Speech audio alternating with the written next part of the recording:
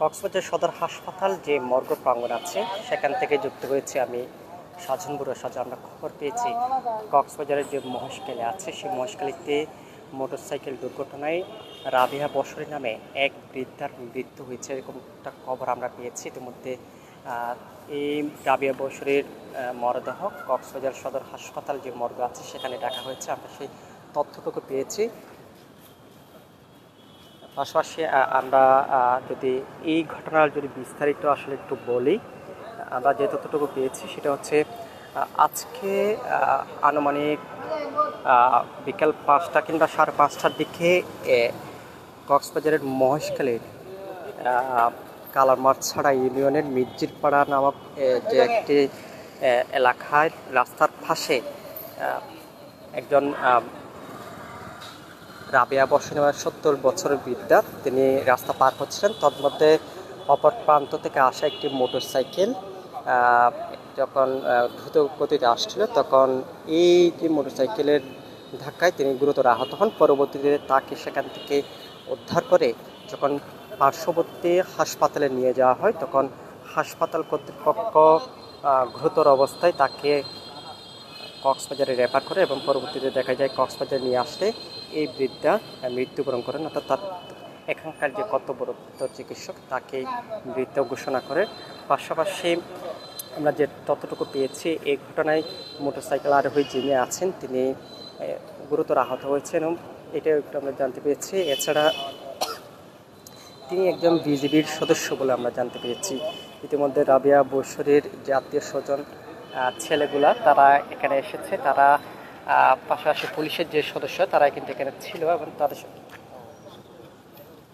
পুলিশের যে সদস্য তারা কিন্তু এখানে এসেছে এবং রাবিয়া বসরির যে আত্মীয় স্বজন তারা এসেছে এবং যে ময়নাতদন্তের পর হয়তো তাদের যে আসলে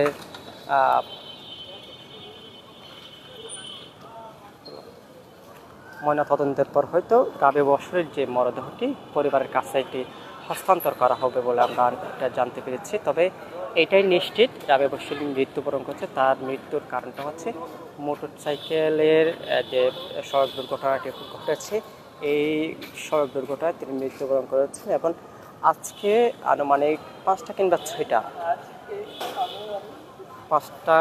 6টায় এই সময়ের মধ্যে এই ঘটনাটি ঘটেছে বলে আমরা জানতে পেরেছি।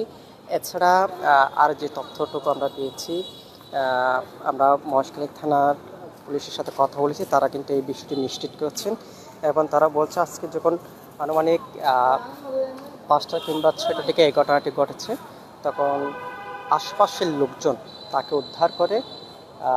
উদ্ধার করে যখন পার্শ্ববর্তী হাসপাতালে নিয়ে যাওয়া হয় তখন সেখানকার কর্তব্যরত চিকিৎসক উন্নত চিকিৎসার জন্য দ্রুত কক্সবাজার সদর হাসপাতালে রেফার করে এবং কক্সবাজার সদর হাসপাতাল যখন নিয়ে আসা হয় তখন এখানকার যে চিকিৎসক তাকে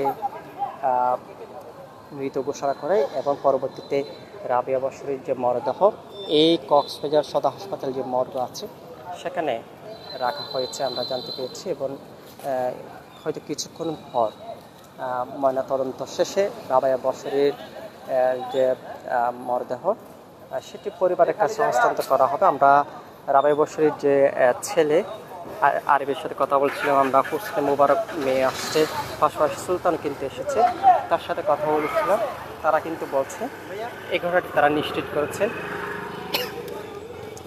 এবার আপনারা নিশ্চয়ই দেখতে পাচ্ছেন তাদের যে আত্মীয় স্বজন তারা এখানে এসেছে এবং এই ঘটনার পর আমরা একটু আগেও কিন্তু তাদের পরিবারের সাথে কথা বলেছি, তারা প্রত্যেকে বলছে যখন রাস্তা পার হচ্ছিলেন আজকে 5টা কিংবা আনুমানিক 6টা এই সময়ের মধ্যে এই ঘটনাটি ঘটেছে এবং রাস্তা পারাপারের সময় অপর প্রান্ত থেকে আসা যে মোটরসাইকেল সেটির ধাক্কায় এই যে বৃদ্ধার তার মৃত্যু হয় এবং পরবর্তীতে তিনি গুরুতর আহত অবস্থায় তাকে উদ্ধার করে যখন মহেশখালীর একটি স্বাস্থ্য কমপ্লেক্সে নিয়ে যাওয়া হয় তখন সেখানকার চিকিৎসক দ্রুত কক্সবাজার সদর হাসপাতালে রেফার করে এবং এখানে নিয়ে আসার পর তার মৃত্যু হয়েছে। আমরা একটা সংবাদ পেয়েছি, সব মিলিয়ে আসলে বলা চলতে পারে তার মৃত্যুর কারণটা হচ্ছে মোটরসাইকেল দুর্ঘটনায় এটা হয়েছে। আমরা একটু যিনি মারা গেছে রাবিয়া বসরি তার আত্মীয় স্বজনের সাথে কথা বলার চেষ্টা করছিলাম, কিন্তু এই বিষয়ে কেউ মুখ খুলতে রাজি নয়।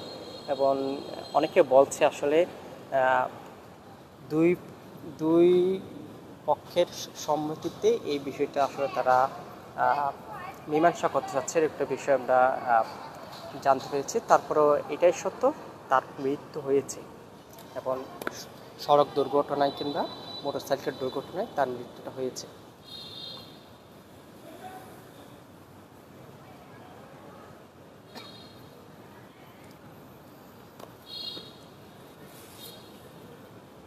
দর্শক, আমরা এতক্ষণ কক্সবাজার সদর হাসপাতাল যে মর্গ প্রাঙ্গণ আছে সেখান থেকে যুক্ত হয়েছিলাম। যেমনটা বলছিলাম, মোটরসাইকেল দুর্ঘটনায় মহেশখালীর যে মির্জিরপাড়া, কালামাছড়া ইউনিয়নের যে মির্জিরপাড়া নামক একটি জায়গা আছে, সেখানে